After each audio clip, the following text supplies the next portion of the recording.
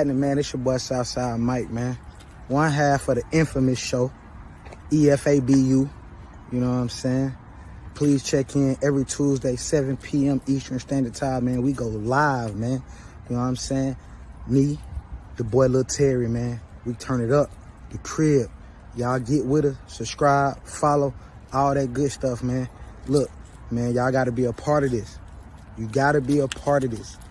If you ain't a part of this, then you missing out. You want jokes? We got that. You want controversy? We got that. You want interesting topics? Man, we got that. So please, every Tuesday, come holler at your boys, man. 7 p.m., man. We go up, we go live, we go crazy, man. SouthSide Mike, man. Holler at your boy. What's happening, man? That was your boy Southside, man. Yes, sir. Hey, we back in the building, man. Hey, man. Every time we get here, bro, your Wi-Fi get to tripping, bro. You gotta tighten up. No. I think it's his background. It's your Wi-Fi. Good? Yeah, somewhat. So I'm good? Somewhat. Man, we ain't got time for all this now. We don't. You ain't never crispy. Hey, man, we gonna make it happen. No, this your boy Lil T3rry, man. It's your boy Southside Mike, man. Hey, and you are in the crib on the EFABU talk show. You dig what I'm saying? Sure. Shout out to the teammates. You know what I'm saying? Our staff, Jonathan Coleman. Our Big shout subscribers. You know what I'm saying? Y'all know who y'all are. Crenshaw, Tanya Green, man. We appreciate y'all for actually, you know what I'm saying, giving us a blessing for staying a subscriber. So look, man, this is the man cave. Today is the man cave. It's our day. What up, Jay? Introduce yourself, Jay. What up, man? This is boy Jay. How y'all doing? We are. We living today. Hey, somebody sound is off though. I think that's yours, Jay. Yeah. Hold on. Yeah, that's yours. What it sound like? I don't know. Go back out and come back in. Sound like you're trying to put somebody in the trunk. Know what it sound like. We gonna keep the show going. Woo-wee. We're gonna keep the show going, y'all. Hey, today is the man cave. We appreciate everybody for actually tuning in. We had some little hiccups, you know what I'm saying, but we ain't gonna let that, you know what I'm saying, hold us. Salute to Jonathan Coleman for actually, you know what I'm saying, doing a great job with the producer side, the PR side, the marketing side. He's the best in the town, you know what I'm saying. So I definitely gotta make sure we shout out to him, man. Southside, man, what you got, man? What's going on? Hey, man, you know, it's just another beautiful day, man. You know, out here enjoying life, man. I'd like to just welcome everybody here today, man. I'm glad you guys was here to join us with this man cave. So we're going to get into some real man shit tonight. You already know. Hey, Jay. Can y'all hear me? You sound a lot better, sir. I can hear you. But yeah. Okay, now we good now. We good. Right, he took that blanket off her mouth. That's what it was. Yeah, he was trying to smuggle her and throw her in the trunk. Like, man, you already know. So look, we do have a special guest that's gonna be in the building. His name is Tevin. You know what I'm saying? So he been trying to get on the show for a minute. He chose to come to the man cave. Now listen, no hard bar. You know what I'm saying, in the crib. You know what I'm saying? I'm just, hey, Pastor, I'm just letting you know. The man cave. We got a lot of questions. And you happen to drop in today. You know what I'm saying? So, especially coming out that controversial Women Day from last week, man. Oh, hey, man. Hey, the women were kind of spicy last week, but we coming back though. You know what I'm talking about? We coming back. You gonna need you strong tonight, Jay. Yeah, I missed that one, man. I didn't do that, man. Okay, man, listen, man, it was a lot of political answers in there. We didn't get what we thought we were gonna get, but it was nevertheless it was really good though. I can dig it. I think we lost that one though, but we allowed them to win. We have allowed them. Facts. We was holding ours for tonight. There you go. There you go. It's our time, baby. Going next. That's right. That's right. Hey, so I want to open up with this, right? There's a scenario. The scenario is, why is it out in public that the woman is the first one to start something, if it's a relationship or whatever? It's the woman that's the first person to start something in their surroundings. Why? Yeah, we allowed y'all. Why? Because they're emotional, man. You know, women think with their emotions, or they act with their emotions. So that's why they're probably the first ones to react about stuff. Facts. Yeah. Men gonna take that. Well, Men gonna take that moment to think about it. Right. Well, Women you know the women two just gonna jump words out that there. was used. The two words that was used last week was what? Southside. What were the 2 words? Feelings and think. Feelings and think. Feelings and think. Feelings and thinking. Stop thinking. Feelings and thinking, man. That's the first thing they say. What I think and I feel. Yeah, everything got opened up with, and then it was crazy because they really proved my point because I asked questions. Every question got opened up with, well, I feel, and it was like, well, see, you just make my point even clearer. So at no point did anybody take a moment to just think about their answers. Oh yeah, they go off their feelings real quick, man. I mean, matter of fact, I think they go with their feelings first. Oh yeah. It's feelings first. Their feelings first, are then at thought action. the pinnacle of everything. Like females' feelings, like they're at the pinnacle of everything. Yeah. Like if it don't appease their feelings, everything goes to shit. It's just a wrap. Yeah. It's downhill from there. Which is crazy. It's crazy, but you know, it's absurd actually. what can we do, man? What can we do? Man, you gotta love them. So what's the first question though, Southside? All right, you know what? On them, baby. Now, we do have a guest that's gonna come on the 15 mark. Okay, 15 mark. So we gotta open up spicy. So I'm glad. So I'm glad that the guest that we have, he'll have good insight on this one particular question. So I'm going to open it up with this question. And does he's a pastor now? Oh, I know. Oh, he a pastor. Oh, indeed. Okay. So, does religion limit you from being you? Now, I know he's hearing us, but we can't hear you yet. We got 3 minutes.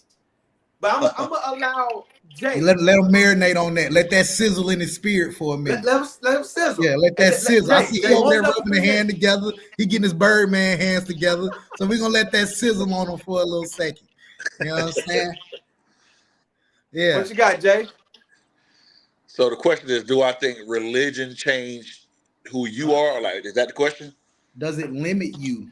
Oh, does it limit you from being you, natural you? Yes. It does? You feel like it does? Would you like to elaborate a little bit on that? I mean, when it comes to religion, from what I think about religion, I mean, it all has to deal with some type of change. So, of course, if anytime there's change involved, then you're going to have to limit yourself, so to speak, because you are naturally, according to the Bible, according to Christian beliefs, you are naturally a sinner. You see what I'm saying? So, my sinful things, my sinful ways, yeah, I mean, that's who I am naturally. But, to be born again, from what I understand, and to become a Christian, you have to be born anew, which means you have to abide by rules, so to speak. So, yeah, you have to limit yourself. Okay, I can see that. I see where you went with that. I like where you went with that. I like where you went. Well, my answer to that before we bring on Mr. Tevin, you know what I'm saying, Pastor Tevin, out of respect, you know what I'm saying. I grew up as a Christian, you know what I'm saying, and I was limited and was born, like, it was almost like I was born into fear. You know what I'm saying? Like it was like shackles. This is me. You know what I'm saying? I felt like I had shackles of not necessarily living my truths, being true to myself, or even I was scared to even try things, you know what I'm saying, or to experience things because something was always on my back as you're gonna go to hell or God's gonna strike you or you're gonna die or anything like that. So I was really afraid to be who I am. And most people, especially men, and well, females as well, you know what I'm saying? But in the human nature, in a sense, we are meant to be free. Right. We was born to be free. You know what I'm saying? So it was just that's just my take on that. Yeah, and just to add on that, man, I think too many people put too many restrictions on religions, man. I mean, it's like, you know, and you got so many different sects. And when I say sects, I mean sects of religions. I mean, you got Lutheran and Baptist and Methodist. And I remember growing up, you know, was non-denomination. So, you know, I remember one of those churches, man, women couldn't wear pants, and you know, women couldn't do this, or men we couldn't dress like this, or I mean, yeah, it's just too many doggone rules and too many restrictions, man. So yeah, you can't be yourself. So you might. So for me, I feel like it's a yes and a no. So from being a person that grew up as a Christian and grew up in church, my mother also is a minister. So, you know, to be able to be on both sides of that coin, I do feel like it limits you to a certain extent of depending on what it is that you're trying to do. So, you know, God knows your heart. So he knows you as an individual person. He knows, like, you know, he knows you as far as things that you feel, think. He knows where your heart really lies as far as things that you want to do. So I feel like if your intentions are devious, then those are the things that you're going to have to change. If you have pure intentions, then I don't think it limits you too much if your intentions are pure. So that's just my take on it. So I feel like it's kind of a yes and no. Well, it's on you to bring the guests on. All right. So, you know, with that being said, you know, we're now going to add a more knowledgeable person on this. You know, he is a pastor within his right. So we're going to welcome to the stage Pastor Tevin Ramirez. What's up, everybody? How y'all doing? All right. What's going on, baby? How you doing today? Hey, man. Hey, we ain't turned up yet. You know what I'm saying? But Okay. I got some questions. questions. Okay. My first question is, but just introduce yourself and just let us know how long. I don't know if you're a pastor, but it said pastor at first before the name changed. So if you are a pastor, how long was you in the profession, and you know what I'm saying, and introduce yourself. So my name is Tevin Ramirez. Yeah, I am a pastor. Long story short, pretty floor pastor. Yeah, I've been a pastor for a little while. It's been 2 years officially, but you know, so growing up, I've always been, you know, behind the scenes, and due to various different circumstances, I was pushed into being a pastor. But I always felt like, you know, I was always, you know, like when my family became sick and I had to take over, I basically was that one pushing a lot. But like I said, I don't really give any credit to myself. All the credit, I give it to the congregation. Everybody is a team. So true. All right. So I'm gonna kick it off. Yeah, kick it off, man. I'm gonna kick it off, right? Because I didn't know that you was gonna pop in, right? But me and Jay, we've been going, you know what I'm saying, back and forth, and I'm not scared to own my truths, right? So I was a Christian, but I was a judgmental Christian. You found I judged everybody, but I was taught to judge everybody. It was just part of, you know what I'm saying, how I was raised in this sense. So if you didn't believe in Jesus Christ, you go to hell. There's no saving you or anything like that. When it comes down to life itself, you're limited, you feel what I'm saying, to really like just bump your head, you feel what I'm saying, or get a scrape in your elbow. You just wasn't allowed, and if you did, you feel what I'm saying, it's automatic a hell question. You know what I'm saying? So, and if you ask me, and you can elaborate on it, God did more killing in the Bible than the Satan. You feel what I'm saying? So that's a true fact. Now if you have rebuttal on it, you know, I would love to hear it. But God did do more killing, from my knowledge, than Satan has. It was, you barely even hear Satan, you know what I'm saying, in the Bible, other than he was an angel cast down from heaven from being who we are today as humans. Humans, we did the same thing that Satan did. You know what I'm saying? Because we're not perfect. So that's just my take now. But then when I got out the Christian world, and I became more of a free spirit guy. You know what I'm saying? I love everybody. You're a Christian, I love you. If you're a Muslim, I love you. If you're not a Christian, if you're not a Muslim, I love you. You know what I'm saying? That's just my pure heart. Right. But when it came down to the Christianity world, it seemed like they'll say that I love you, but love you only through prayer. You find I will pray for you. I love everybody but Red Bones. I know why. So that's just my take. So I'm supposed to catch that. Yeah, I would love to hear what the pastor got to say about that. Yeah, definitely. That he went there, so I would like to hear your take. So tell me the sentiments of the question again. It's that of the Christians. Is that what you're? That was your question. Say what again? Tell me the question, like the sentiments of that question again. What is the basis to your question? My basis to my question is being in any type of religion strips you for being who you truly can be. You know what I'm saying? That just it's like limitations, you know.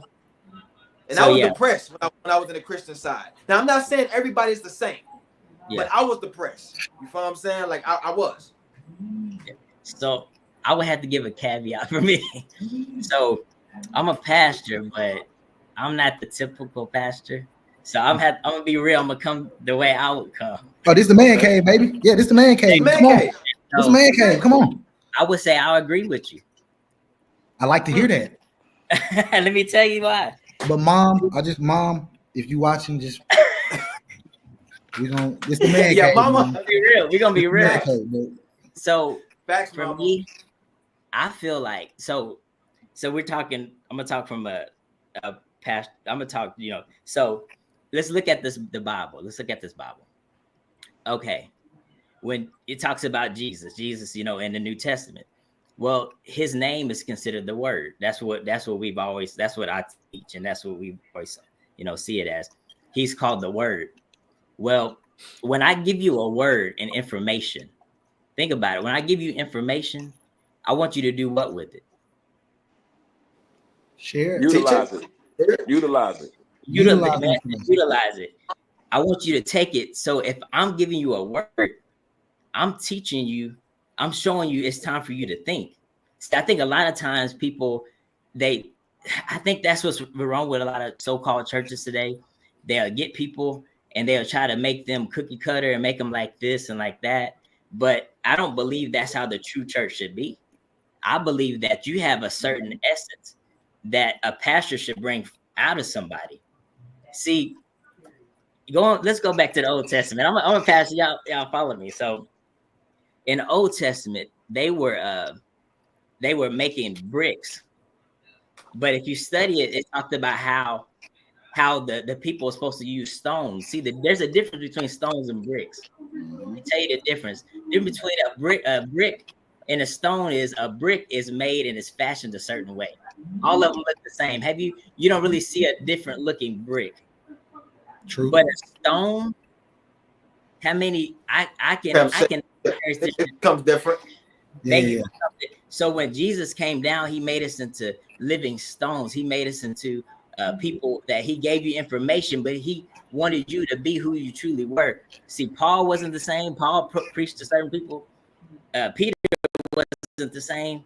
God's supposed to take the uniqueness out of you. See, when you don't have God in your life, you start conforming to be like a lot of everybody else. The world tells you got to wake up and you got to be like this at work. You got to wear your hair like this at work. You got to do this at work.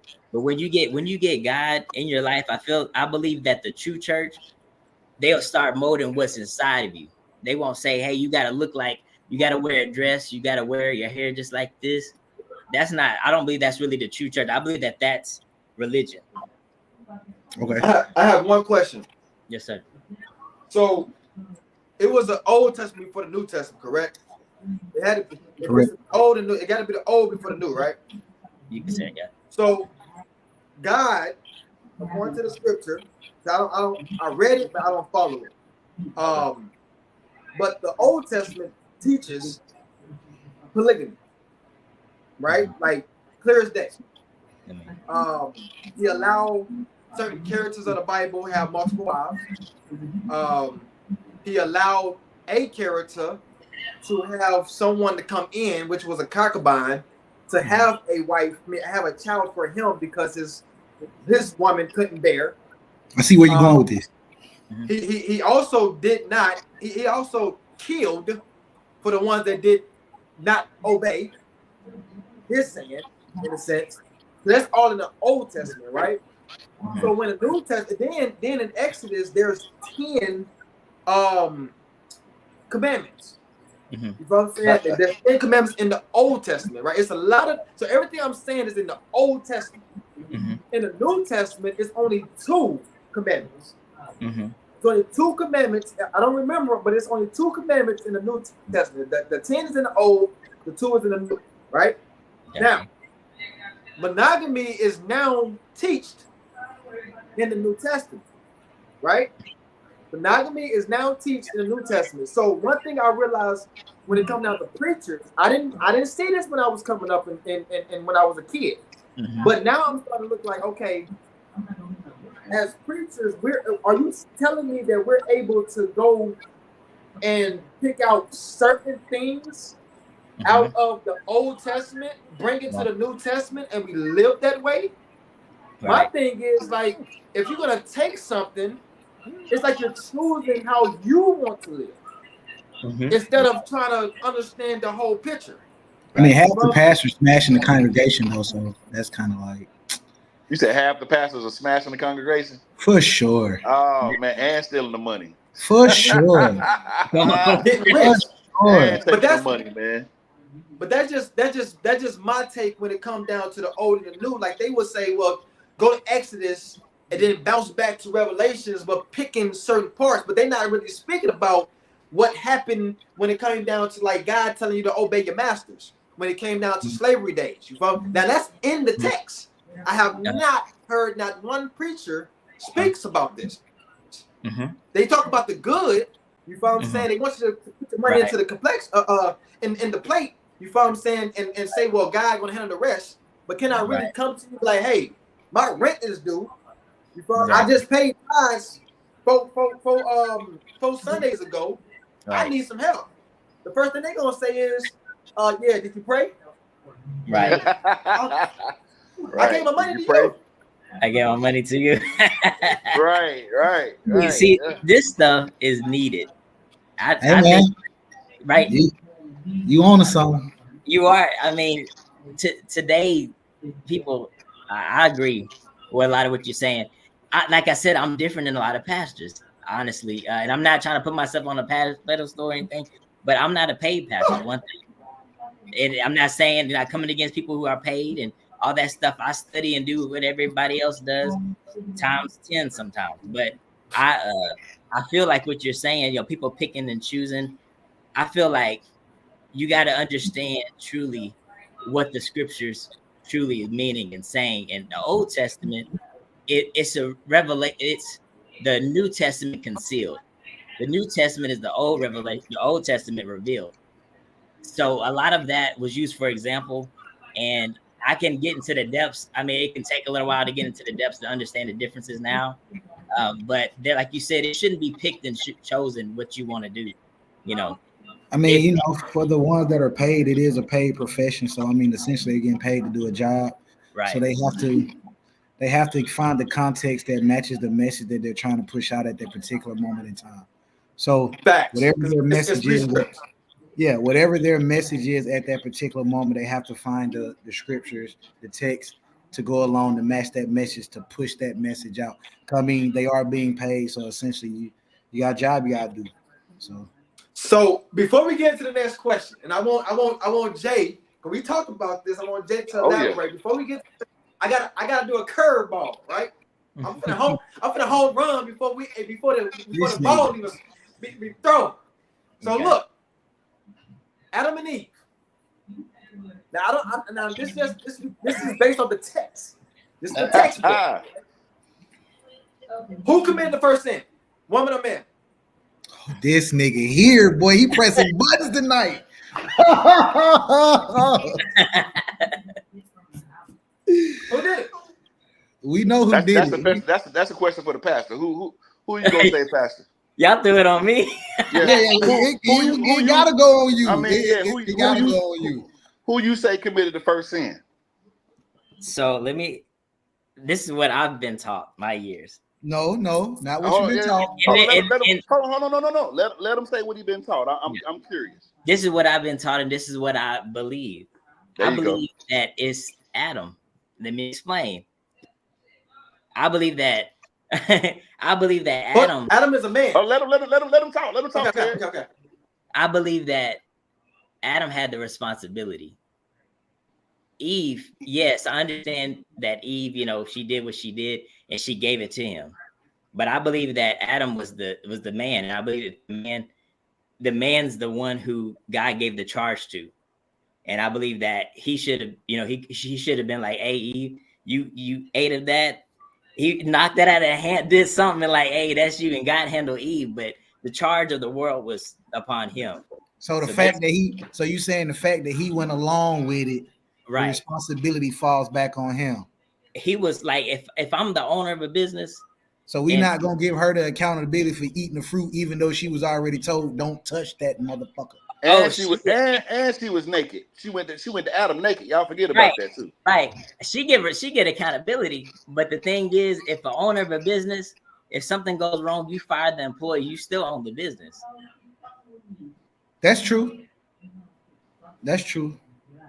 So we saying Adam on the goal. I'm gonna tell you what I think, Pastor.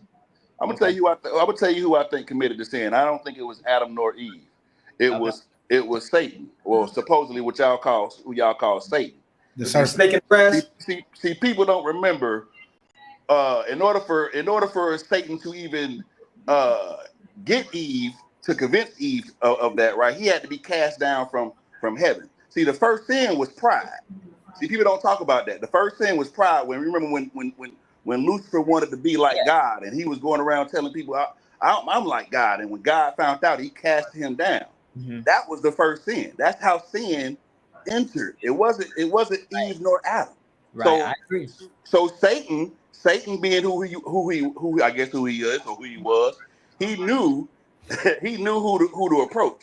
And see, that can go to however you want to interpret. Because me personally, I don't believe everything in the Bible. I believe the Bible. I believe exactly what they say. It's the greatest story ever told.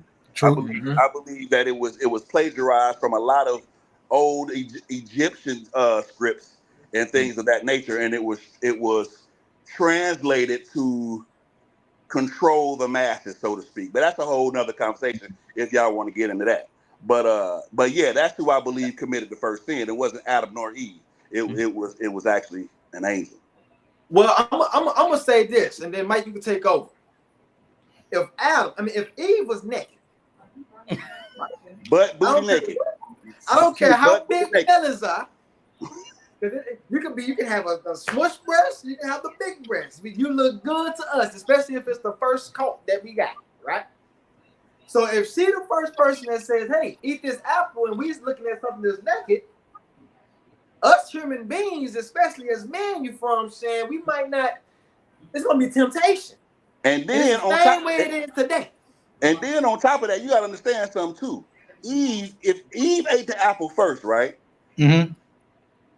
That means Adam is still what you call it? I don't want to say dumb, but what's the word? Naive. He's still naive, right? Mm-hmm. Eve now knows what she's doing because she ate the apple. Adam's still naive. The only thing Adam knows, the only thing Adam knows is that God told him not to eat the apple, but he didn't tell Adam to not listen to Eve. All Adam knew was, well, God, you brought me this helpmate, you brought me this woman. Right. You brought this woman to me, and now she's offering me this fruit, and she's butt booty naked. Right. So I'm glad. I'm glad we went in on the women. I'm glad you opened up with the women. Yeah. So leading to my next question. Because, you know, my boy Adam was naive. Yeah, there you go. Yeah. Naive, EVE. You know what I'm saying? Right. He was Yeah. naive. Yeah. There you You know go. what I'm saying? So, next question to that is, are there good women? Ooh. Because all day we hear there's no good man left. So every woman is a self-proclaimed good woman. Yeah, you ain't gonna never hear There's no woman never, say. you can You'll never never hear a actually, woman say that they ain't no good woman. you can Exactly never, right. you're right. You'll never hear a woman say, I ain't shit. Ever. They Ever. all are self-proclaimed good women, and they all have hella shit to offer. It's always Let the them man. tell it. It's always the man's fault. Let them tell it. So, from a man perspective, are there any good women? Shoot, fellas. I don't care who started off. No. Pastor, you get no. He said no at the gate. Off the top. There's no good women out there. I think it's good. I'm gonna tell you why. I'm gonna tell you why. Mm-hmm. There's no such thing as a good man and a good woman. Mm-hmm. There's no. It's all about a preference.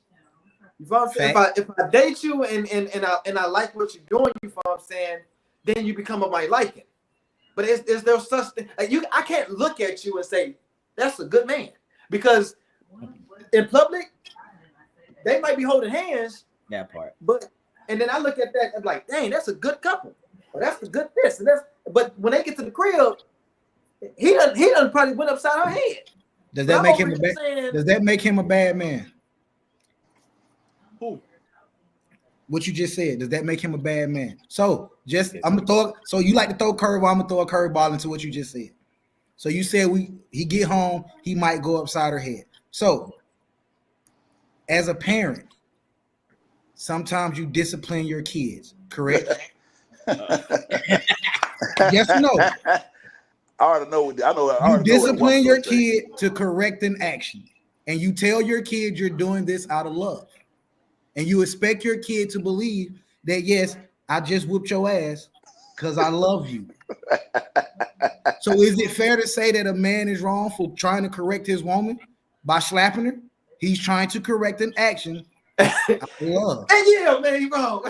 Hey, man, I just like to throw curveballs in there.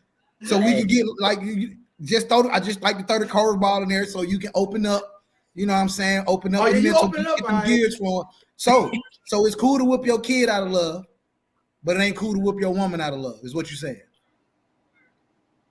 Huh. I don't agree with it.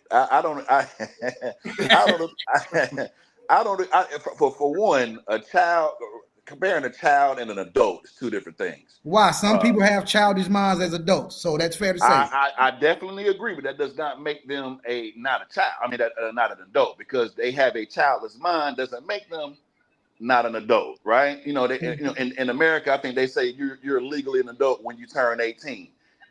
Even though I do think that when you're 18, you still have childish ways. You're still not fully grown. I mean, you can't even drink. You know what I'm saying? But legally, you're an adult. So okay. So to rear a child and to rear an adult is two different things. What's the difference? Well, I take priority over my children. I am responsible for my children. You're not responsible for your woman? Hold on, I am. But she grew up there. I mean, she grew up just like, okay, I'm raising a child. I'm raising my children, right? So children pretty much don't know.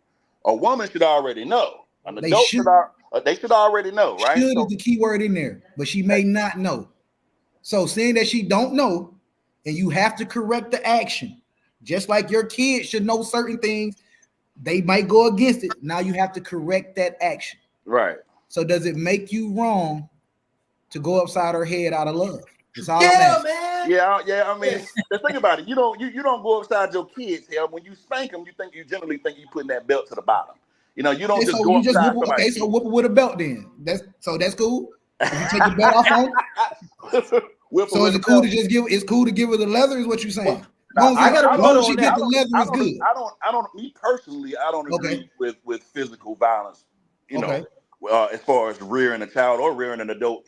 Period. I don't believe in that. I believe only time you should fight is if y'all got some kind of odds or we finna get ready, or if my life is in danger or something like that. Okay. But I think it's multiple ways. Me personally, I feel like there's other ways to get your point across. To rear a child and an adult, for that matter. I think there's ways, but to go upside your head, I don't necessarily agree with that. Let me say this, right? I want to ask this question to you, to Jay, Southside. You know what I'm saying? The pastor. Pastor, you first. You first, right? Okay. When I was coming up, they always say spoil the child, whatever spare the child, spare the rod, spoil the child. Mm-hmm. Right. Okay. Whatever that saying is, right? Yeah. Who wrote in the Bible to use a switch, a belt, sticks, stitch cords, shoe, a pot, a bowl, hand?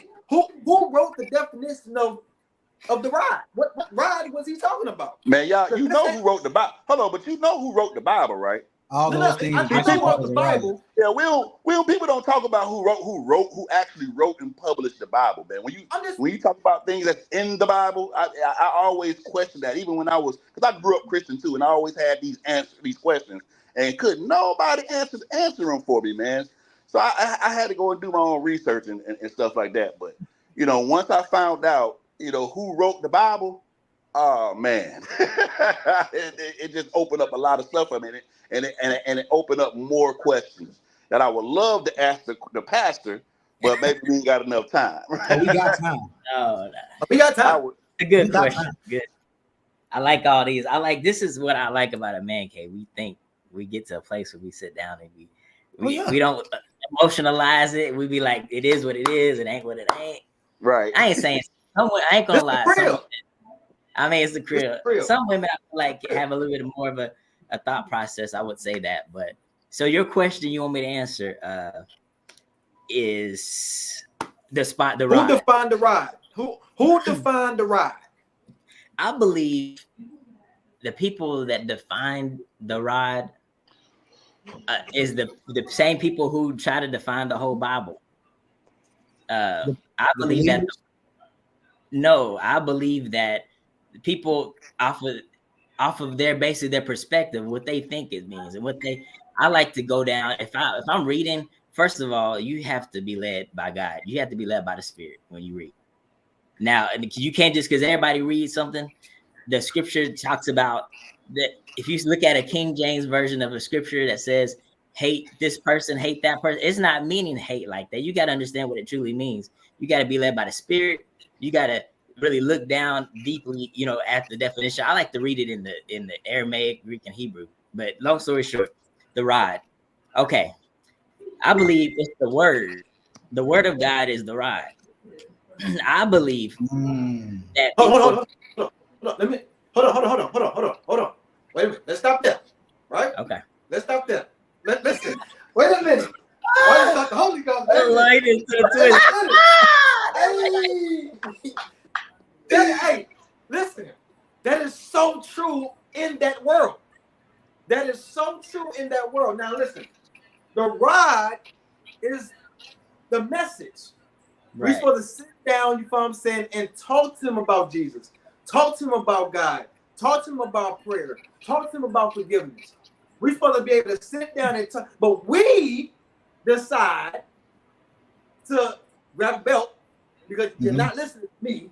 So we became God. We became God. We put the book to the side. We just threw that book to the side and you listen to me. Forget the word now. Based on what you just said, though, you said the rod is the book. So therefore, we've been replacing whatever we want to do according to the book this whole time. How we live today. How we live today is based on how we want to live. That's the reason why it's so easy for someone to take certain chapters or certain scriptures and try to make a story behind it and make it make sense. And then we in the congregation saying, oh, yeah, that sounds good. One thing I found out a long time ago, I can put a screw I can put a lug nut on my wheel on my truck. It may not be just right, but I can kind of tighten it up and make it fit. But when I hit them bumps, It's gonna loosen up. It's that and that tire fly off. I know that what I put on there wasn't right, and that's what I was speaking about the Sunday. People have bad results. See, we are creatures of results. If it's not working, then we know it ain't right. If it's not truly working, I'm not saying that if it's not working for us, I'm saying if it's not working in general, if it's not working for anyone, it's not right. And I feel like that's what it is. People, we can debate the Bible and be like, well, the Bible said this because and that, but if it's not working, there's a lot of stuff that's so-called supposed to be in the church that's not working right now. Meaning that it shouldn't be in there because it ain't supposed. God didn't create us here. He put people in Eden for a reason. That's another story. But like you said, the ride, I believe that this happened even beyond this. So I got to get the prerequisite for people that know. My last name is Ramirez, but I'm half black, and I grew up with my great grandmother, my big mama, and she talked about the slavery times because she was back. You know, she died around 100 years old, so she knew, like, her grandmother knew all that stuff and how back in that time, and even before then, but during this time, you know, there was a lot of scriptures that was used to subjugate the people and to mess up their mind and mess up what they thought. So they'll take the Bible and make it look like, hey, you know, this is our book. But people don't realize that the New Testament, the book of Mark, from my understanding, it was written in Africa. It's the first book of the New Testament was Mark. And my thing is this, that I feel like people take what they think and they remix it and then they throw it to people. The ride means get a belt and beat people. I believe that you don't have to beat people. Think about this. In a war, you can kill people all day. Hitler's been killed. There's been various people killed, but there's still belief of Nazism, there's still beliefs of slavery. That's still here on the earth. Is people our issue? Are we fighting a bigger battle? That's why when Jesus came, he came as the word. He said, I know y'all think it's these people, y'all gonna kill this person, is gonna stop it. Y'all gonna beat them with the rod and think that the hurting of the flesh is gonna help people, but it's your mind, it's your heart. That needs to change. It's not the laws, it's not all this stuff, it's that heart needs to change. That understanding, that thinking. So how we beat common sense in the women then? Well, I ain't gonna wait. How you get in women? Before we go there, right? I'm gonna do Okay. a commercial break. We're gonna do a commercial break, then we're gonna come back. And I got a question for especially for Jay and the pastor, and Mike, you can also time in as well. It's easy. Commercial break? Yeah, this is the commercial break, man. What's happening, man? It's your boy Lil T3rry, man. Look, we are looking for sponsors and we're looking for brands to be advertised here on this platform. And if you are one of those brands or you are one of them people, shout out to our producer and PR, Jonathan Coleman. Hit up Jonathan Coleman for any placements or anything that y'all want when it comes down to this show. And he got you. Trust and believe. Shout out to our co-host, New Edition, SouthSide Mike. It's going up the right way. You feel what I'm saying? But right now, we are looking for brands that's serious about their business. We are open. Our doors are open for advertisement, sponsorships. And shout out to our subscribers, Tanya Green and So Bright Crenshaw. We are also looking for more to subscribe to our channel. You dig what I'm saying? But look, back to the show, man. Pew!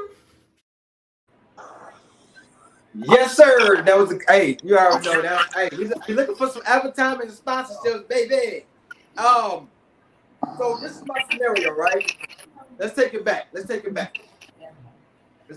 And I know you know, Mike, you got some questions, you know what I'm saying, as part of the program. But let me go here. In the beginning time, right, there were slaves, right? And we didn't know nothing about Christianity, the Bible, prayer, going to church, any of that, right? But we have seen the masters and their family carrying around a book. And their lives was tremendous. And we was always curious. Right? Mm-hmm. Now, we were not able to read. we would be killed to read, right? Mm-hmm. The first thing that we was allowed to read was the Bible. Now that's the first question is the why, right? The first question is the why. Was we allowed to read the Bible? Now, Control. to get the like a demon nature type whatever it is through music, right? Like what is it, like demon what is it something that can, God dog, it's like demonizing demonizing or something like that through the hymns and the music. You feel what I'm saying? So we couldn't read. We got they gave us the book. We couldn't read. So they decided to do the message through music. Back in the day, it was music. We didn't learn from reading at first. We learned through the music and the songs that they was doing. That was not part of our teaching, and it's not part of our religion in a sense. We had our own religion, right?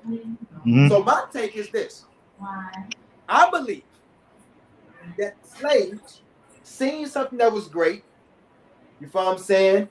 And then we looked to that book or to that lifestyle as hope. Jesus, God, whatever that book was, looking for hope. Because we was getting slave whipped and all that type of stuff. So we actually adapted something in Trying to get that whip off your back. Huh? Trying to get that whip off your back. Trying to get something off our back. So we exchanged something for hope. And to this day, until this day, we go to church searching for hope.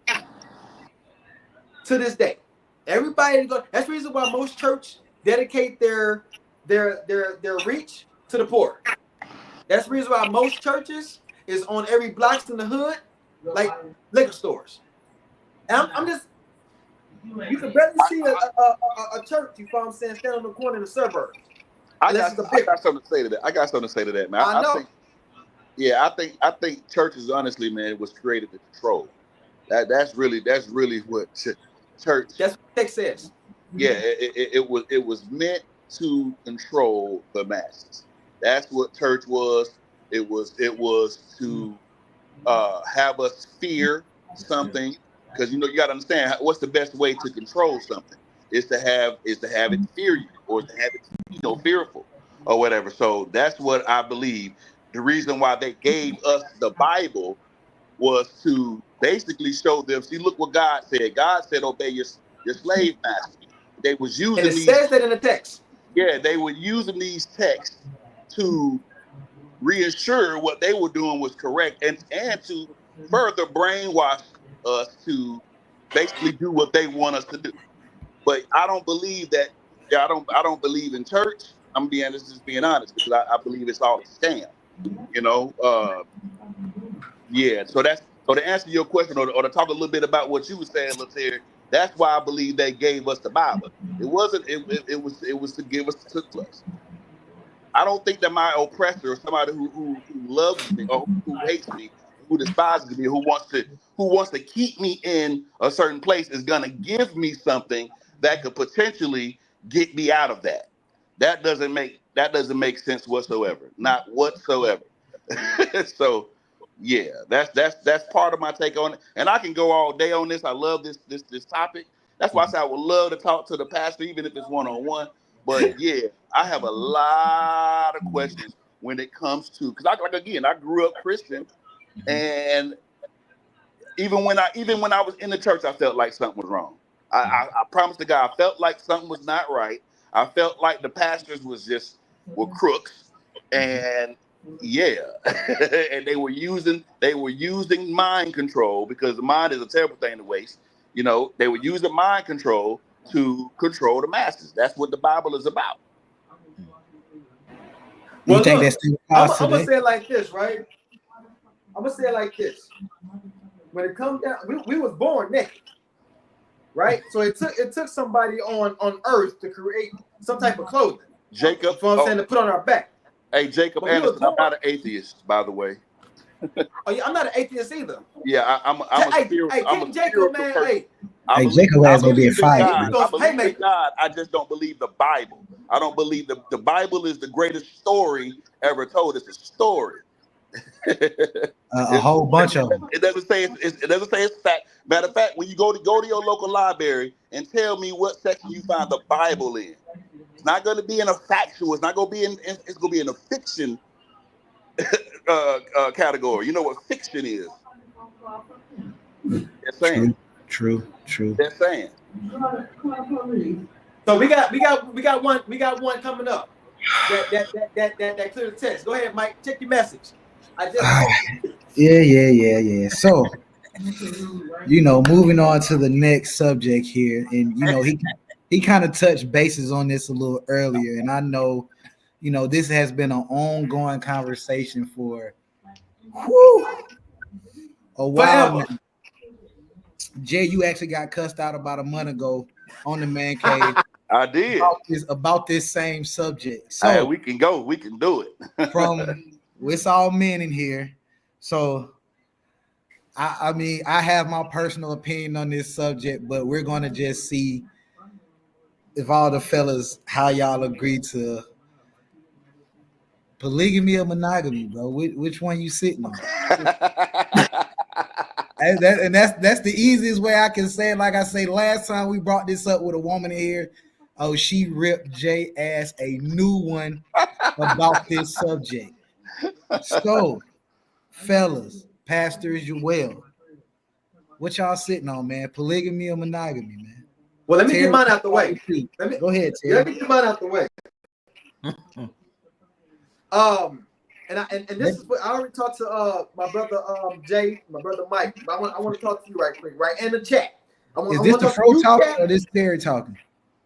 This is everybody talking. Okay. I'm speaking for everybody. Okay.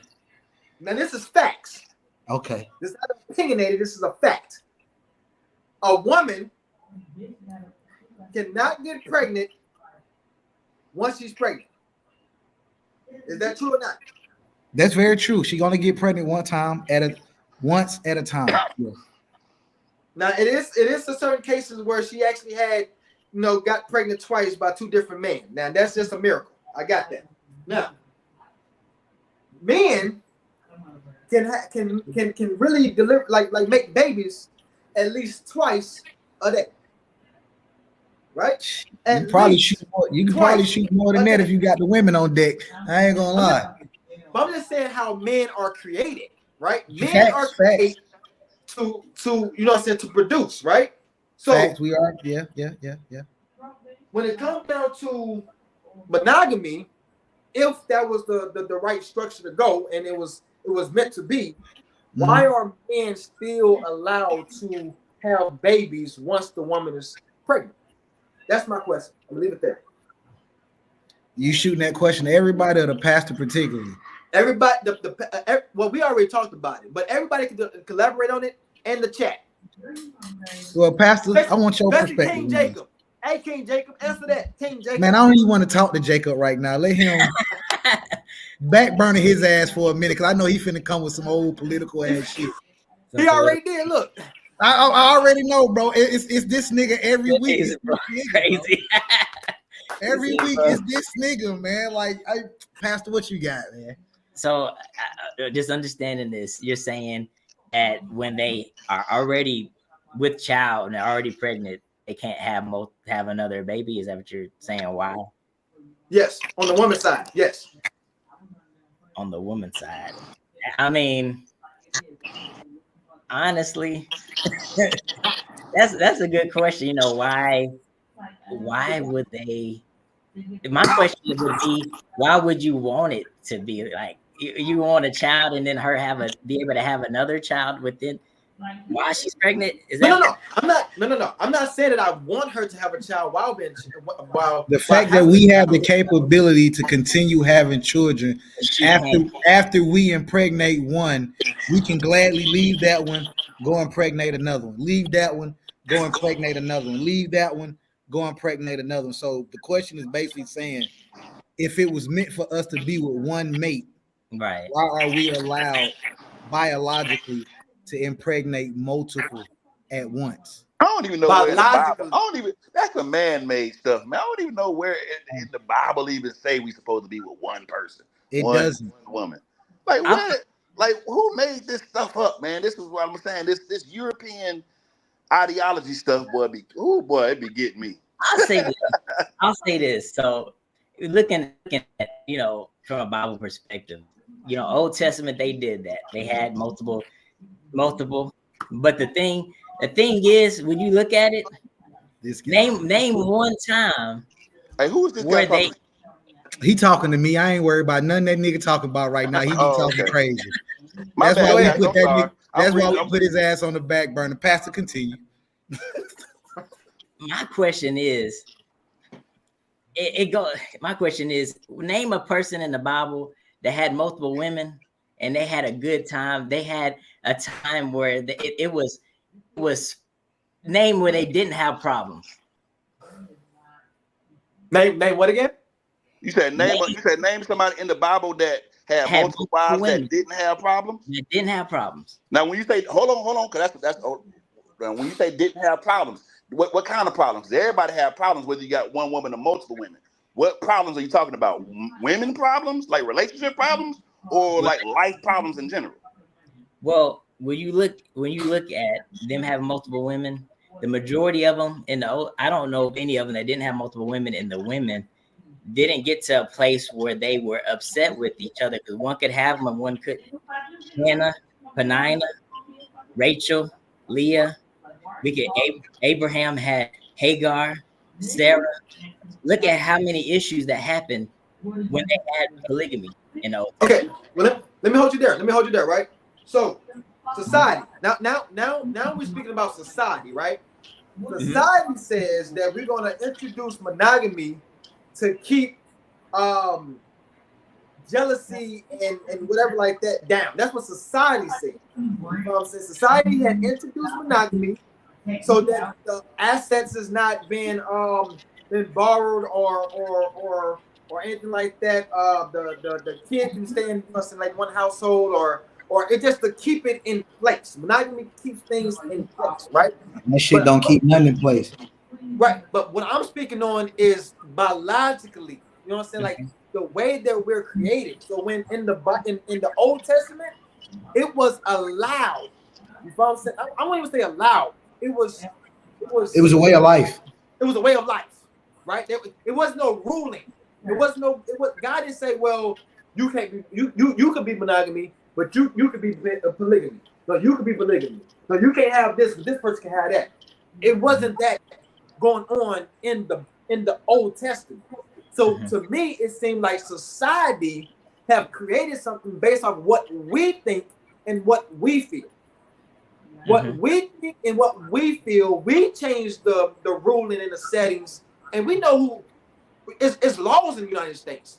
Not every if this was the case, every nation and country will follow the same guidelines. If this was the case, every nation and country will follow the same guideline. We're the only strict nation that don't allow wealth generation systems. I'm gonna say only, but most. There are a lot, especially in our culture, the black culture. There are a lot of continents or countries, whatever it's called, that allow wealth systems, and the United States does not. Yeah, I understand. I totally see what you're saying about because the animal system does that. The animal system. But I'm gonna tell you right now, I only can handle one.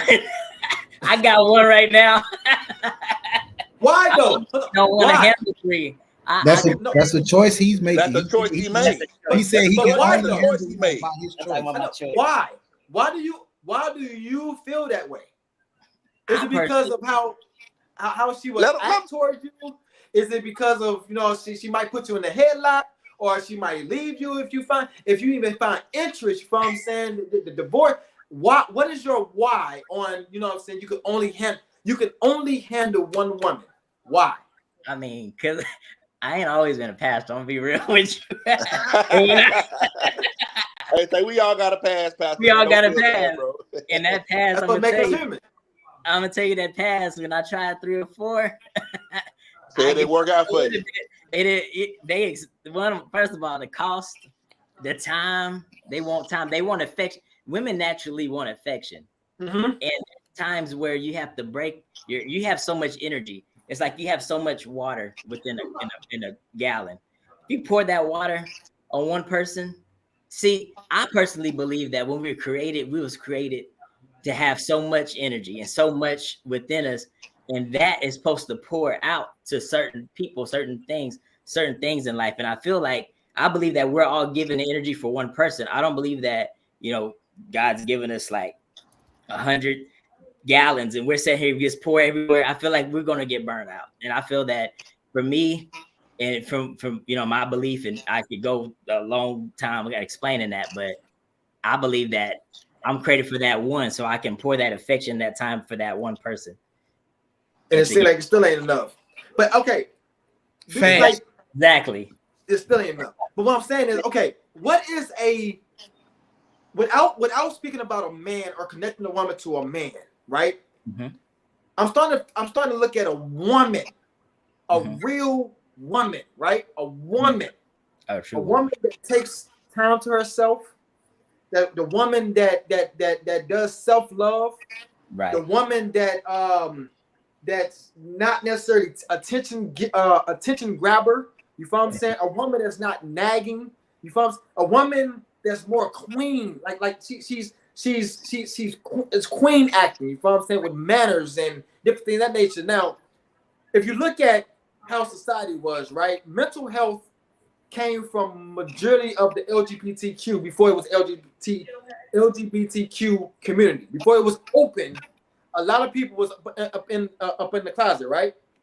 But nowadays, you see a lot of people being true to themselves and happy because of how society is flocking to it, right? The same thing with how polygamy is starting to be a hot topic, and it's not necessarily promoted as a sin, or it's not promoted as this and that. A lot of people is coming out the woodwork as if this stuff started like yesterday and it been around, but people were scared to be true to themselves. So when I speak about a woman, when you say that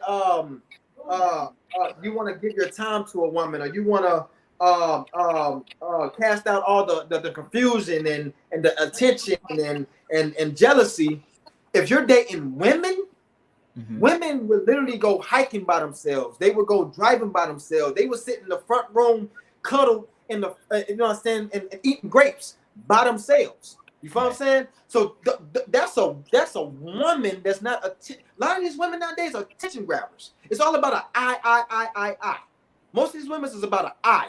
What can you do for me? Or I need this, or I need that. They're not thinking about nothing else. Because I promise you, if a woman was to really love a woman as a sister, you feel what I'm saying? A lot of these women will be happy, because it's one man. Trust me, one man can fulfill the roles and needs of the woman. The only thing that's missing in the household is women jobs, cooking, cleaning, being a peacemaker, taking care of the kids, bed making, whatever. This is house duties, right? So if you have, if a woman can't cook, another woman can. If a woman can't sex, another woman can. But when it comes down to the male, we on the outskirts. We come home. A woman don't, in nature, a woman don't come home. A man come home. But what do a man come home to? That's the real question. A woman don't come home. A man come home for whatever he has done out in the world. You know what I'm saying? So if you can't cook, then somebody else is cooking. If you can't wash dishes, or you ain't good at this, somebody else can. You're pretty much sharing the wealth. But we're not trying to do that, because women is a I team. They created this I thing. It's a me thing. You know what I'm saying? Instead of a we thing. If sisters get together, we'll be all right. Us men will be happy. Trust and believe that. Because at the end of the day, I feel a little attacked now, because you got a whole lot out. And Jacob ain't saying shit. Right. About nothing you said, bro. Hey, where you at, Jay? As soon as I open my mouth and get to spin, this nigga got everything to say about everything. I feel a little attacked right now, bro. I feel a little attacked. Is it but me? Me and Jay talk about this all the time, Is though. it, but I know, is it me? I'm just saying, is it me? Like, you know what I'm saying? Like, what is it? Because my, you know what I mean? Like, what's going on here? What is really going on here tonight? Like Talking what? about King You Jacob? this nigga just gave a whole fucking eulogy, A eulogy, not a eulogy. and fucking Jacob ain't said one word. I spit out 2 Man, this sentences. man might be gone. This nigga wrote a whole fucking paragraph on me and why. Like, come on, bro. Come on, bro. What's really going on, bro? Is it me? Hey. Is it me? He might be gone. Am I that bad? Am I that bad when it comes to these outlooks about, you know what I'm saying? Like, or is it because I just keep it, I keep it thugging? Like, which one is it? Which one is But it? that's just really my take. I think if women was to come together and love one another, cherish one another, you feel what I'm saying, to put what the society has brought onto them, you feel what I'm saying, they would be happier. They would be but happier. you got some women out here in the world that kind of like they understand the benefits of that quote unquote having a sister wife. You have some that understand it. I have a couple around me that their mental is like, hey, let's have Yeah, a she's definitely in the back. You know what I'm saying? She's definitely in the back. We heard her. Oh my God. We heard her. Hey man, you gotta cut your shit out, bro. That's just my take. That's just my take when it comes. I really think that men are naturally built, you know what I'm saying, for polygamy. But society done ruined our females. Like they really ruined our women. You feel what I'm saying? Like I done heard too many black men say that they'd rather go to Africa to get a woman versus getting a woman in America. You know what I'm saying? And women need to start looking at passport bros. Passport bros, that's right. Passport bros. Yes, sir. Right. But women gotta start looking at that, man. What you got, Jay? What's your thoughts on that? I think that America created that, man. Because like when Terry just said about people going across seas or going overseas in different countries to find women, their culture and their beliefs are totally different than here. I feel like true. I feel like America is so funny, man. But I really feel like this is the conquer and divide country. It was built on money, on commerce, and it was built to keep the powerful and everybody else, at the bottom. And when I say that, I mean that in all aspects. How can I create a divide and conquer system? You know what I mean? Oh, let's divide the family up. Oh, you can only have one wife. You know what I mean? Because that means that person's gonna work, this person's gonna work. It's gonna create more. I forgot what I was gonna say. It just dropped. But yeah, man, I believe men are meant to have more than one woman. I do. I believe that was naturally what is supposed to happen. Because even when you look at the animal kingdom, I know I said this last time. When you look at the animal kingdom, you got for it. Yeah, the animal kingdom, you got one male in his pride, right? You got one male, and he's smashing everybody. And let another man or let another animal come into that pride. He go fight, right? Now it's the same thing. Like, bringing that up. Why are we the only species? The only species that has to be limited to only one wife. So bringing that up with the whole animal species and all that, and you went straight to the lion scenario, and I appreciate you saying that, because in today's society, this little analogy fits perfect. Mm-hmm. You have so many single mothers with kids by other men. Mm. When that lion shows up, he's definitely killing those babies to have his own babies with that said woman. Yep. But for us, they expect us to accept their kids. Yeah. And when you don't, they say you are less of a man. Less than. This is all what man created, man. This is all what this nation has created, and it's it is what it is. I mean, obviously we have to live through it, but yeah, if the question is, do I believe that polygamy is right or wrong? Oh yeah, I believe it's right. I think that's what it naturally was supposed to be. My guy. Yeah, I believe that's what it naturally was supposed to be. And just like everything that was natural, it done got tainted and twisted some kind of way to fit whoever it is narrative. Okay. Everything is to fit whoever's narrative. It just depends on who's telling the story. What you got, Pastor?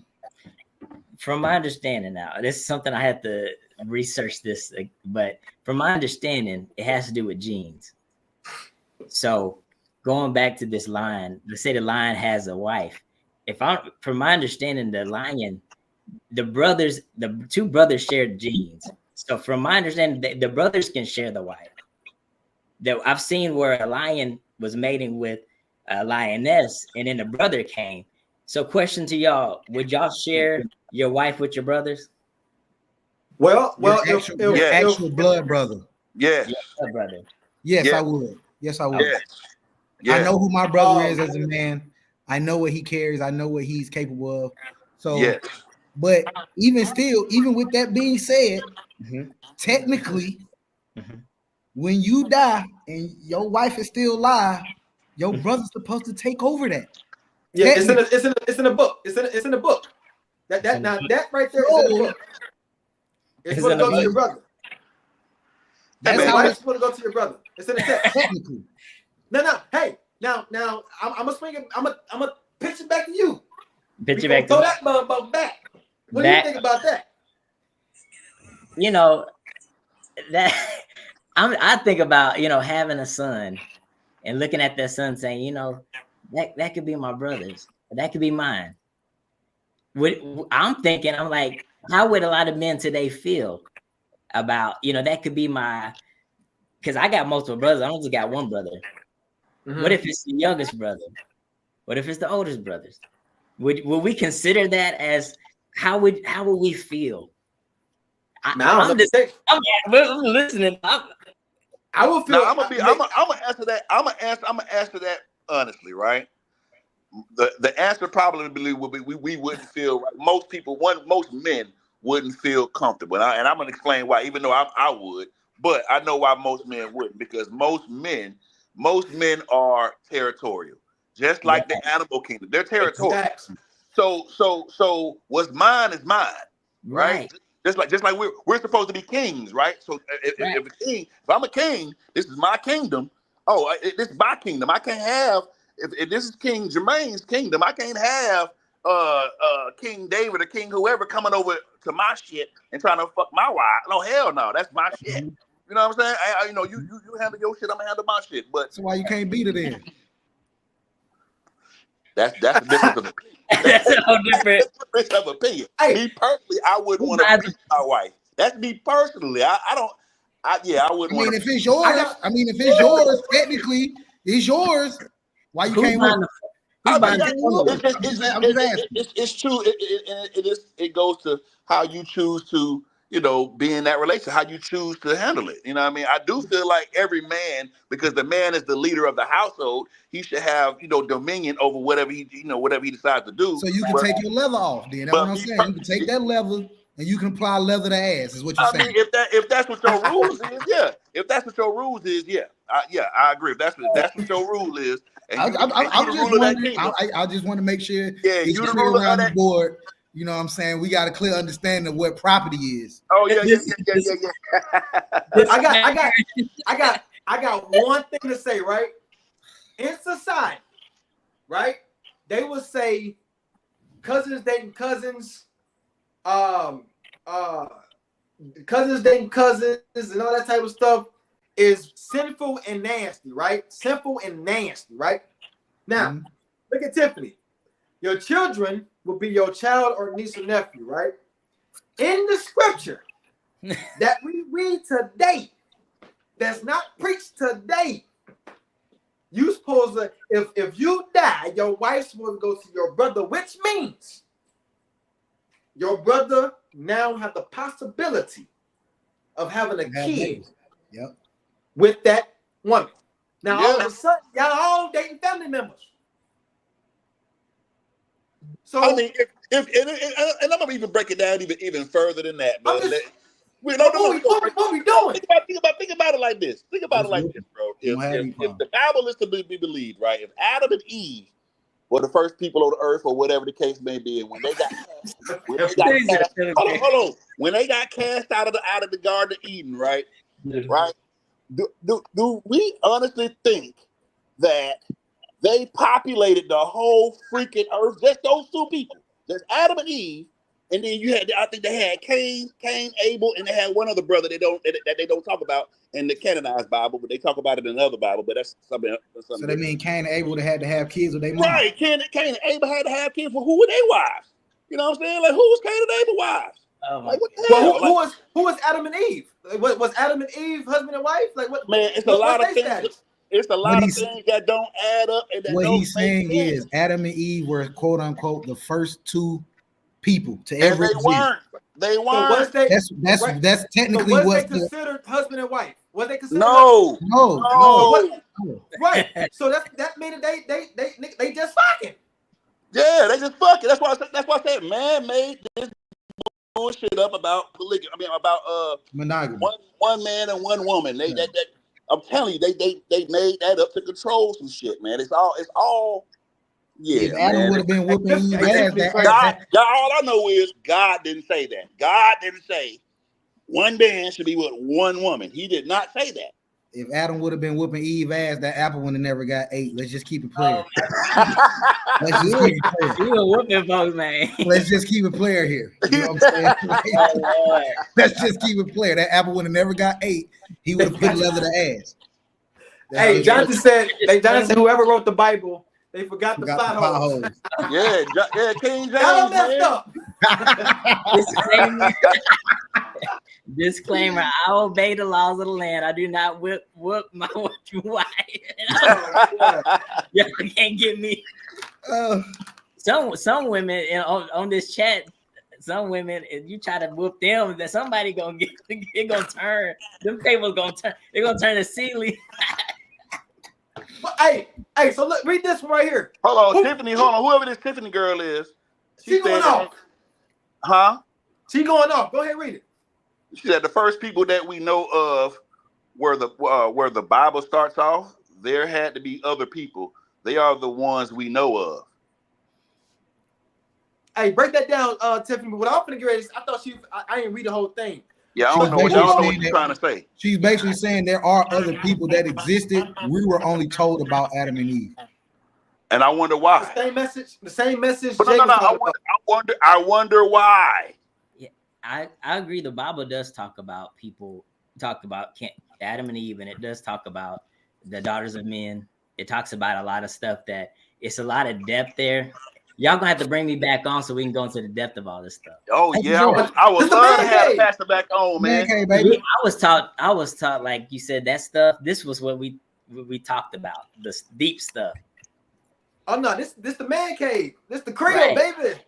Yeah. We do this every third Tuesday of each month. So we're gonna roll into this next one right here, and I know everybody on this panel gonna give a different answer to this. The canonized Bible starts at the Garden of Garden of Eden. True. I'm just answering. I'm just saying that question. To the Tiffany girl said the Bible starts in the Garden of Eden. That's the canonized Bible. That's what King James wants you to believe. Because King James wrote the Bible that you probably talking about. Mm-hmm. But that's a whole other thing. And the first book, the same King James who was a murderous man and who also had an affinity for demonology and witchcraft. The same guy wrote the Bible for the demons, wrote the Satanic Bible, and wrote the Christian Bible.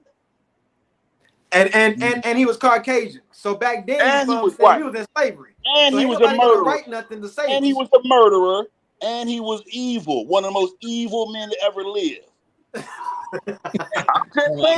I'm just saying. But they be wanting me, but they be wanting us to believe that these stuff came from God. God who? Which God you talking about? Y'all have to get me back on here so we can go into the depth of that. Yes, I would love it. I would love it. The depth of I want somebody to be able to answer my questions because these are questions that's been lingering all my life. Mm-hmm. I agree with a lot of I'm not, because I'm not a typical pastor. I agree that we can go. I ain't saying I agree to everything. We got him stuck, baby. We did our job today. We did our job today. Yes, sir. All right. So what you about to say, Pastor? Oh, I just said there's a lot of stuff we gonna have to really discuss and get into because I feel y'all. I feel it. Okay. Cool beans. Well, I'm glad you've been receptive to what we had to Yes. say. You wasn't So judgmental or anything. You actually sat and listened.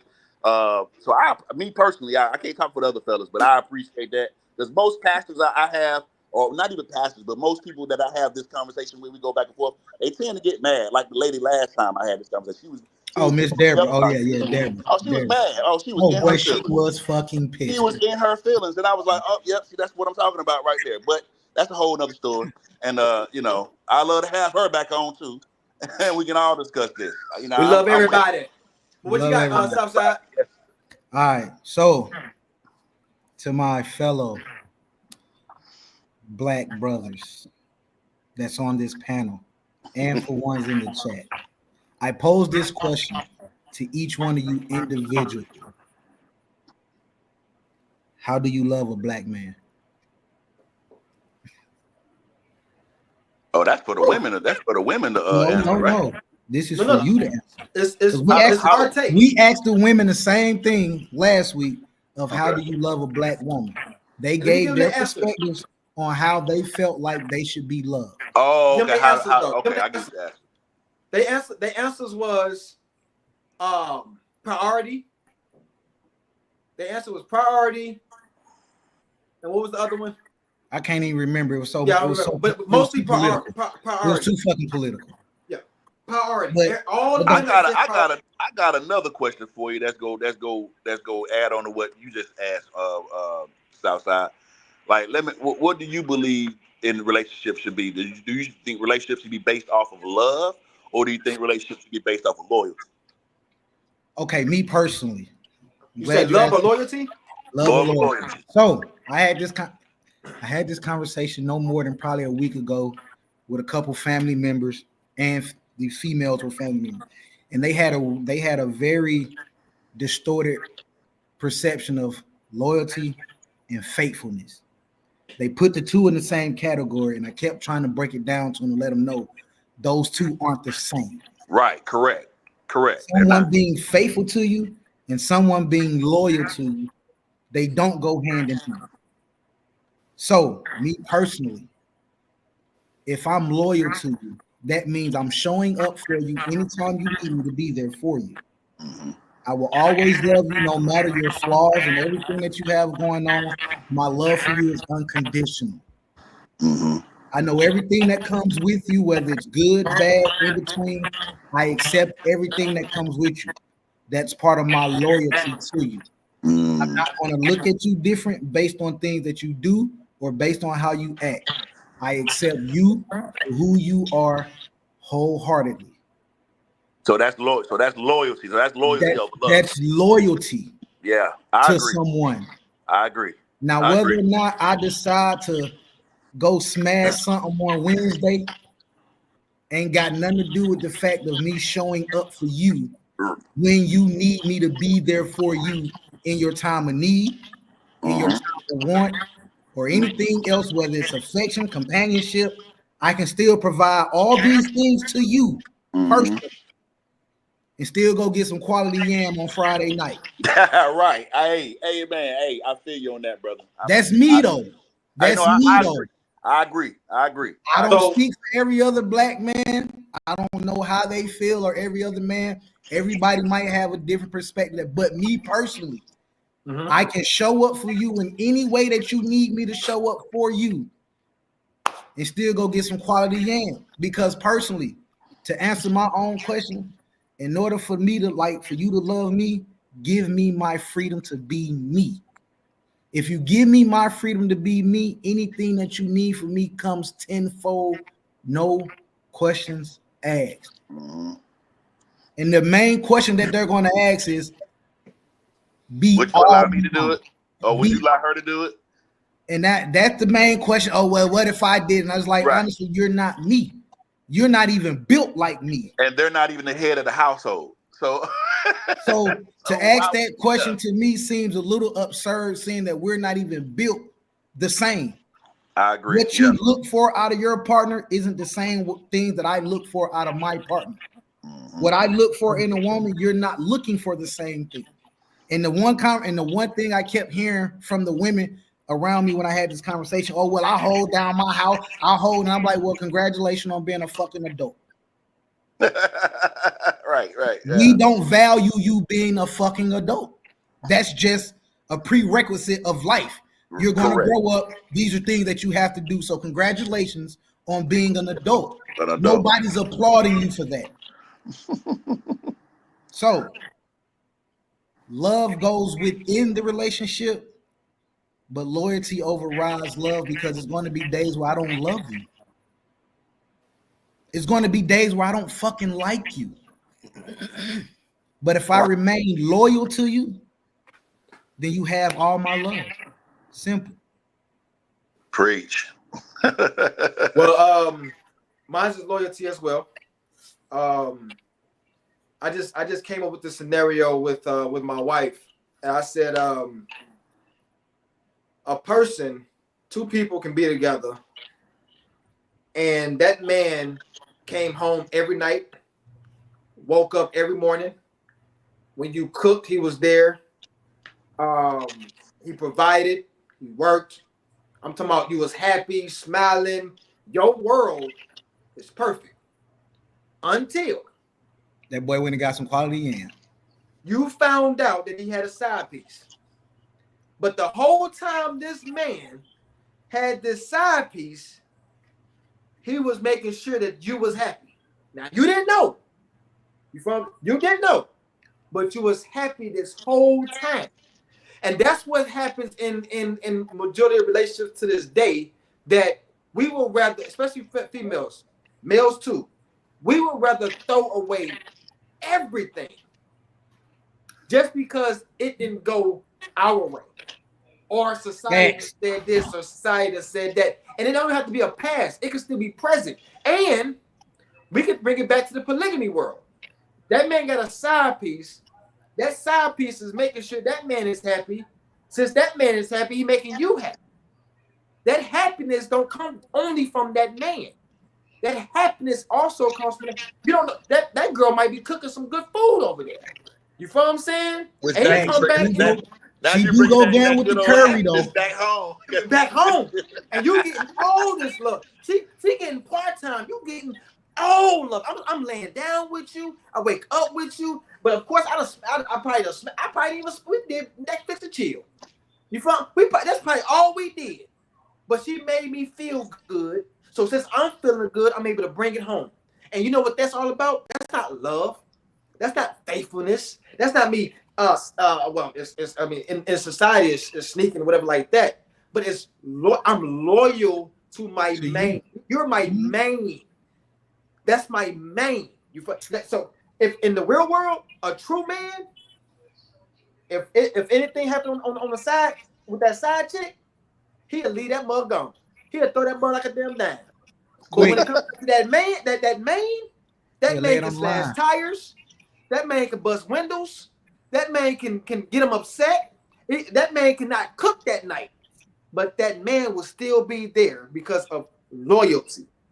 And once that side piece mess up, she's done. Ghost. And she's still, so mine is loyalty. Mine's loyalty. I think everybody know what mine is. So, for cheesy. You know what I'm saying? So yeah, I ain't even really got to elaborate. So you know, it's definitely people think love is actions.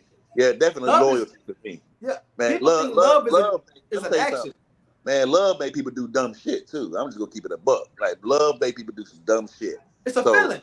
Yeah, it's emotional. So a lot of times people think with emotions. You know what I'm saying? Oh, well, I loved you, so that's why I told on you. That don't make no goddamn sense.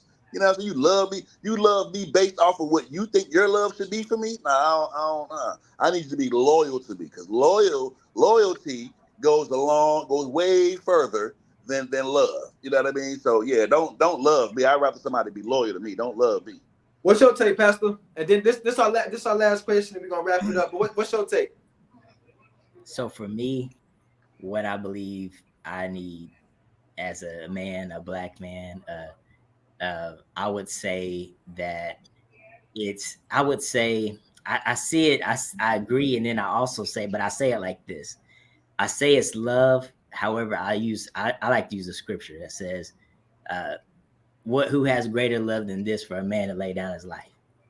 So when a person lay down their life, they're laying down not only physically, we're not just talking about physically, we're talking about mentally. We're talking about getting to a place where you have to bend for me. You get to a place like you got to be loyal to me.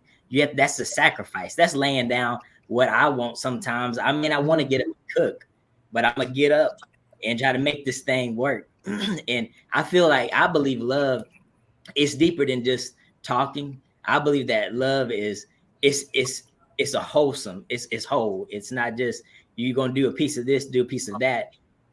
I believe that loyalty looks different. See, so people, different relationships have different boundaries, and I believe that people, they stick to those boundaries, in those relationships. Then their loyalties, they're being loyal to their boundaries. See what I'm saying? So I'm saying that for me, I believe that it's love. But when I say love, I believe that it's a sacrificial love. It's that agape love that you can't get just by anybody. So, but you're still in the same category. I respect that. I respect that answer. I like how he put that. I like how he put that. Yeah, I like how he put that down. You're still on the verge of, of the loyalty part of sacrifice time. That's what I was gonna say. I was like, but it still seemed like it was a little bit more loyalty to me in there. But yeah, it's more to me like loyalty. But like you said, I definitely understood in the context of how you was putting it and how you put it. I definitely understand where you're coming from, Pastor, when you say it like that. But again, to me, it was still sounding like there was a little bit more loyalty, because you can't have, you can love somebody but not be loyal to them, right? But you can't be loyal to somebody and not love them. You see what I'm going with, right? So that's why I say, well, if you just love me, I see what you're saying. Love can be whatever you perceive love is. Like love is I'm doing this because I love you. Like what Southside was saying earlier. I love you, so I'm gonna whoop your ass because but I love you though. You know what I'm saying? Even though this shit's gonna hurt, because love not supposed to hurt. From what I understand, love is not supposed to hurt. Love is supposed to feel good. Love is supposed to be. But think about the wordplay. I love you. I'm beating your ass, but I love you, and it's gonna hurt me more than it hurts you. It's gonna hurt you physically. No damn sense. But loyalty is a little different. I'm not gonna hurt you because you take, when you loyal to somebody, you take your feelings out of it, because it's about me being loyal to. I'm loyal to this person, like all that is. You know what I'm saying? Ain't got nothing to do with love at that point. Like love by itself is not enough. It's not enough. I just rather you be loyal to me. My thing is, a lot of people is not. Go ahead. Yeah, no. If I had to choose, it'd definitely be loyalty over love, most definitely. Because I can have love while you're loyal to me, but I can't.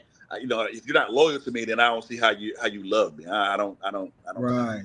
But just I mean, I know Mike about to ready to close, but what I'm saying is, based on what you just said about the love part, love is really like on the verge of like going through the bullshit. So if I feel like you gaining weight, you know what I'm saying? Love to most people, love is like, don't hurt my feelings, or don't tell me something that I don't want, or don't critique me. But if I come to you, hurt, it's not supposed to hurt. Yeah, because the love is how people say it's not supposed to hurt, but it does. Right.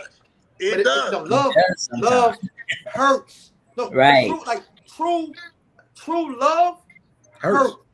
Like love. I think it's the opposite. But loyalty of what doesn't. We think. Loyalty do not. So love hurt. Man, listen. Love is not sweet. Love is not. Mike.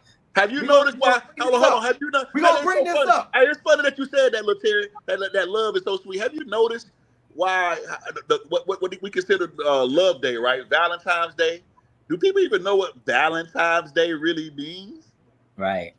You know what I'm saying? Like, that's why I like that love shit, man. Listen, man,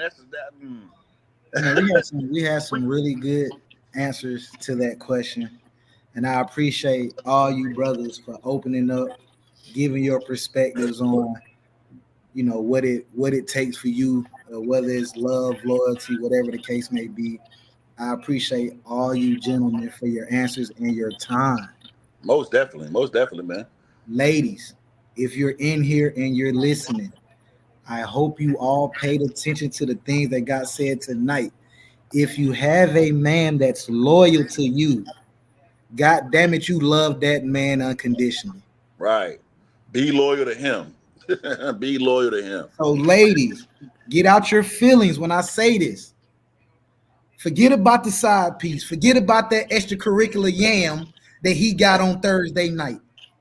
If Be you happy. got a man that's loyal to you, love that man unconditionally, and you will get everything you want out of that man. Mm-hmm. So, with I that agree. being said, we're gonna close out with that. Jay, we appreciate you. No doubt, man. I appreciate y'all for having me. Pastor Tevin, man, we appreciate you. Invite me back, y'all. You definitely coming Yeah, back. Pastor, we definitely, I like we that. definitely Definitely have you coming back. I like that. That's what's up. Like That's that. what's up. Lil T3rry, man, I You already appreciate know, you, baby. brother, always. You already know, man. This is EFABU. EFABU, the crib, baby. We out.